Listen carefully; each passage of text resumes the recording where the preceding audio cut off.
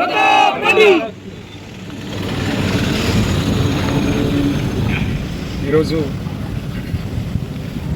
వెంటనే స్పందించి మల్లికార్జున మన పద్మక్క మాకు శంకరపేట నాయకులు సర్పంచులు మాజీ సర్పంచులు ఎంపీసీ వాళ్ళందరూ అదేవిధంగా మా తూప్రాన్ మనోరపాలకు సంబంధించినటువంటి నాయకులందరూ వెంటనే స్పందించి ప్రజలకు వ్యతిరేకంగా తీసుకున్నటువంటి నిర్ణయానికి మేము ఫ్యాక్టరీ మీద పోరాటం చేయాలన్న లక్ష్యంతో ముందుకు వచ్చినాం. నేను 2009 ఎలక్షన్లో ఆ రోజు పోటీ చేసినప్పుడు ఆ గ్రామంలో ప్రచారానికి వెళ్తే ఆ గ్రామస్తులందరూ నన్ను కోరింది ఏంటంటే మా దగ్గర ఫ్యాక్టరీ లేకుండా చేస్తే మా గ్రామంలో ఉన్న సింగిల్ ఓటు కూడా వేరే వాళ్ళకి వేయం, 100% నీకే చేస్తాం ప్రతాప్ రెడ్డి గారు. మా గ్రామంలో MS Agarwal boundaries private limited అనే ఫ్యాక్టరీ ఉండొద్దు, మా గ్రామాన్ని అంటబెట్టుకుని ఉంది. ఆ గ్రామాన్ని ఆనుకొని ఉంది. నైట్ మొత్తం శబ్దం వస్తుంది, నిద్రపట్టట్లేదు. మొత్తం మార్నింగ్ లేచేసరికి మంచు వచ్చినట్టు పొగతోని నిండిపోతుంది. దానికి వెళ్ళే యాష్ వల్ల కూరగాయలు కానీ వరిసేండ్లు కానీ పంట చేనులకు వెళ్ళలేకపోతున్నాం. దయచేసి మీకు దండం పెడతాం, మీ కాలు మొత్తం మాకు ఆ ఫ్యాక్టరీ వద్దు, మా నుంచి తీసేయండి.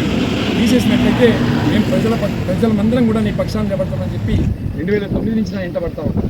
ఎంఎస్ అగర్వాల్ గారు ఏం చేస్తారంటే అధికారులతో కుమ్మక్కైపోయి పోలీసులను అడ్డం పెట్టుకొని ఎవరైనా ఆ ఫ్యాక్టరీ వ్యతిరేకంగా మాట్లాడితే వెంటనే అరెస్ట్ చేయడం, ఎఫ్ఐఆర్ చేయడం, పోలీసులను పెట్టి కొట్టించడం, ఇది దుర్మార్గంగా ఎంఎస్ అగర్వాల్ చేస్తూ ఉన్నారు.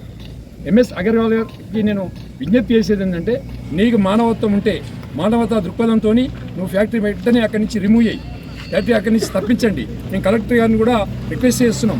కలెక్టర్ గారు కూడా మానవతా దృక్పథంతో ప్రజా అభిప్రాయాన్ని అంటే 2 గ్రామాల ప్రజల్ని గ్రామ పంచాయతీ దగ్గర పిలవండి, మీరు కూడా రండి. మీ ముందుల ప్రజల యొక్క మేజర్ దాదాపు 98% ప్రజలు, ఒకరిద్దరు తాబేదారులు గారు అక్కడ ఇట్లా డబ్బులు ఇచ్చి వాళ్ళు మేనేజ్ చేసి ఉండవచ్చు, కానీ 98% పబ్లిక్ ఆ పార్టీకి ఆ ఫ్యాక్టరీకి వ్యతిరేకంగా పనిచేస్తూ ఉన్నారు, వ్యతిరేకంగా మాట్లాడుతూ ఉన్నారు. ఎందుకంటే వాళ్ళ లైఫ్, వాళ్ళ లంగ్స్ పోతున్నాయి, వాళ్ళ హార్ట్ ఎఫెక్ట్ అవుతుంది, వాళ్ళకు నెత్తిలో వెంట్రుకలన్నీ ఊడిపోతున్నాయి. అక్కడ బోరు చేసుకుంటే పొల్యూషన్ పట్టరు, మంచినీళ్ళు తాగుదామంటే పొల్యూషన్ పట్టరు. అక్కడ కనీసం పంట పొలాలకు నీరు పెడతా ఉంటే పొల్యూషన్ సంబంధించినటువంటి విత్తనాలు కానీ పొల్యూషన్ సంబంధించిన కూరగాయలు కానీ వరి కానీ ఇవన్నీ కూడా వినలేని పరిస్థితుల్లో ఉన్నాం. కాబట్టి ఈ పరిస్థితిని దృష్టిలో పెట్టుకొని నేను పొద్దున 7 గంటలకే బయలుదేరి చుట్టూ పోలీస్ బందోబస్తు దాదాపు 500 మందిని పోలీసులను పెట్టారు. 500 మంది పోలీసులను పెట్టి నిర్బంధంగా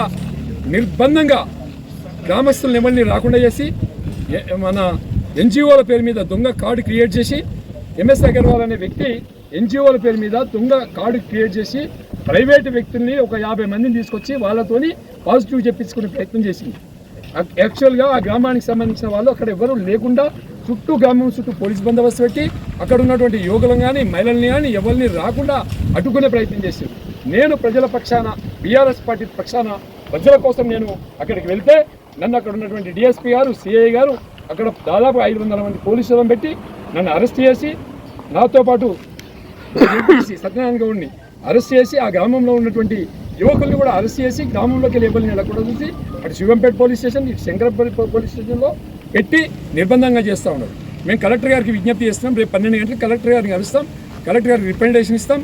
రిప్రజెంటేషన్ ఇచ్చిన తర్వాత మా బీఆర్ఎస్ పార్టీ తరఫున ప్రజల కోసం పబ్లిక్ ఒపీనియన్ అంటే ఎట్లా ఉంటుందో మేము అక్కడ కండక్ట్ చేస్తాం.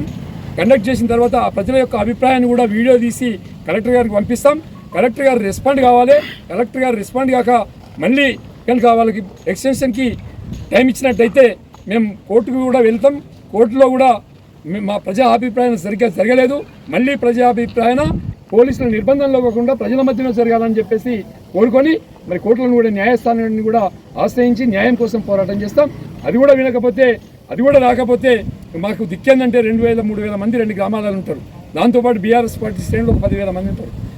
మేము నేషనల్ హైవే 44 మీద దిగ్బంధంగా కూర్చుంటాం. పెడితే పోలీసులు కేసులు పెడతారు. కేసులకి వెనకాడేది ఏం లేదు. మేము ప్రజల కోసం కేసులకైనా వెనకాడం, మా ప్రాణాలు త్యాగం చేసైనా సరే బీఆర్ఎస్ పార్టీ తరఫున ప్రజల పక్షాన నిలబడి చెట్ల గౌరవం రంగాయపల్లి గ్రామ ప్రజల కోసం, అక్కడున్న రైతుల కోసం, అక్కడున్న యువకుల కోసం, అక్కడున్న మహిళల కోసం మేము పోరాటం చేసి ఎంఎస్ అగర్వాల్ మన బౌండరీస్ ప్రైవేట్ లిమిటెడ్ ఫ్యాక్టరీని అడ్డుకొని తీర్థం. అక్కడి నుంచి రిమూవ్ చేసే వరకు వదిలిపెట్టే సమస్య లేదని చెప్పి ఈ సందర్భంగా హెచ్చరిస్తున్నాం. రంగాయపల్లి గ్రామానికి సంబంధించిన అక్కడ ఒక factory MS Agarwal foundries private limited company వాళ్ళ కంపెనీని ఎక్స్టెన్షన్ చేసుకుంటామని చెప్పేసి మరి అక్కడ ప్రజాభిప్రాయ సేకరణ చేయడం జరుగుతూ ఉంది. అలాంటి సందర్భంలో గతంలోనే ఉన్న ఫ్యాక్టరీ అక్కడున్న 2 గ్రామాలకు సంబంధించిన మరి ఆ ప్రజలకు కావచ్చు, అక్కడున్న పంట పొలాలకు నష్టం జరుగుతూ ఉంది. పొల్యూషన్ ఎక్కువైపోయింది. అక్కడున్న పంటలు కూడా సరిగా పండలేని పరిస్థితి వచ్చింది. భూములు పాడైపోతూ ఉన్నాయి. పొల్యూషన్తో లంగ్స్ ఇన్ఫెక్షన్స్ వచ్చి ప్రజలకు కూడా ఇబ్బందికరంగా ఉందని చెప్పేసి ప్రజలందరూ కూడా అక్కడ ఫ్యాక్టరీయే వద్దన్న సందర్భంలో ఎక్స్టెన్షన్ చేస్తామని చెప్పేసి మళ్ళీ ప్రజాభిప్రాయ సేకరణ చేపట్టడం అనేది అసందర్భం.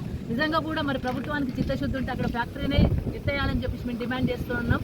దానికి సంబంధించి బీఆర్ఎస్ పార్టీ పక్షాన ప్రతాప్ రెడ్డి గారు, గౌరవనీయులు ప్రతాప్ రెడ్డి గారు అక్కడ దాన్ని ఆపాలే. అక్కడ ఫ్యాక్టరీ ఉంటే ప్రజలకు నష్టం, అక్కడ పంట పొలాలకు నష్టం, అక్కడ ఉన్న ప్రజలకు ఆరోగ్యకరమైన ఇబ్బందికరమైన పరిస్థితులు వస్తున్నాయని చెప్పేసి మరి అక్కడ ప్రజాభిప్రాయ సేకరణకు వెళ్ళి ఒక రిప్రజెంటేషన్ ఇస్తామని చెప్పి అక్కడికి వెళ్ళిన సందర్భంలో అక్కడ పోలీస్ బందోబస్తులో ఆ ప్రజాభిప్రాయ సేకరణ జరుగుతూ ఉంది.